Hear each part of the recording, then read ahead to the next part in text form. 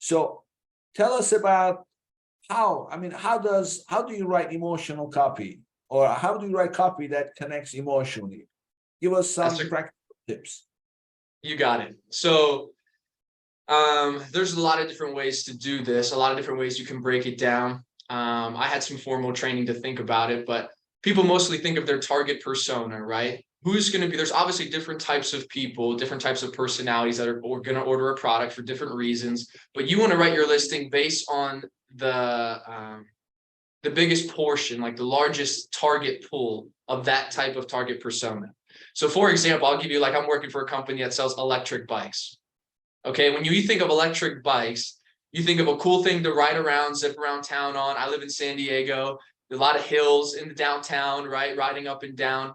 And you might think that what people want to know is this one faster? Is this one more comfortable? Is this one more durable?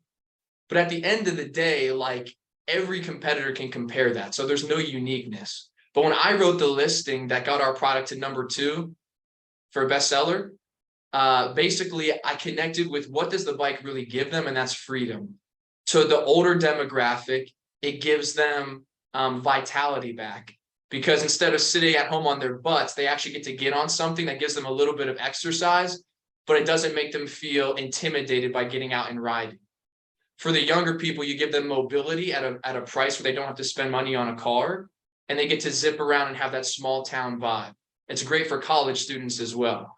So I have to do my research and find out, am I going to really cater this to the younger market, like that college student that I just mentioned, or am I going to cater it to that older elderly person?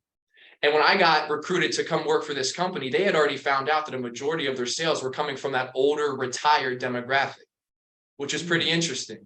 So that's what allowed them to sell, 250,000 bikes in 3 years, is because old people that were retired, especially people that were campers and love to get on their RVs, they were the ones buying these bikes, and they had the money to do it.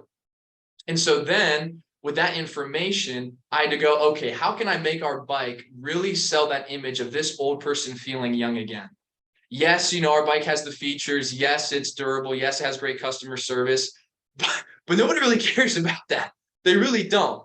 They want to know, is this product going to give me what I really want inside? And that's my life back.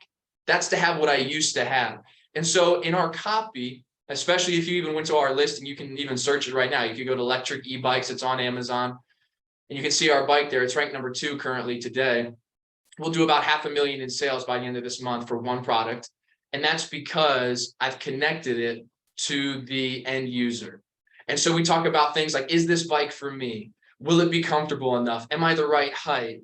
Is it easy enough to ride? Is it good for beginners?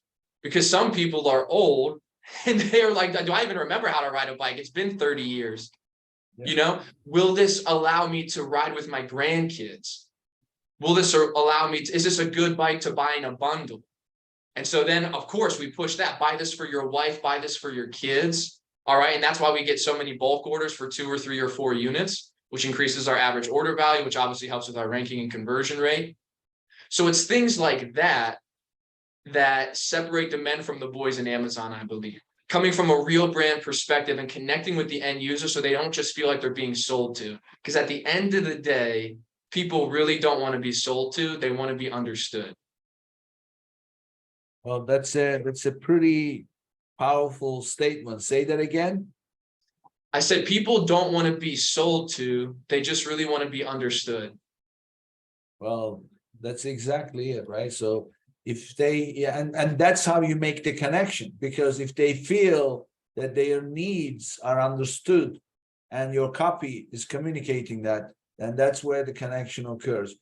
There's something that kind of feels like you're doing something wrong on the product detail page if you just talk about the feelings and the emotions and the needs without mentioning the real important stuff that comes with the product. It's dimensions, the weight, and blah blah. So how do you, because I'm always afraid, like, we're going to talk about so much stuff that at the end of the day doesn't give any facts and figures.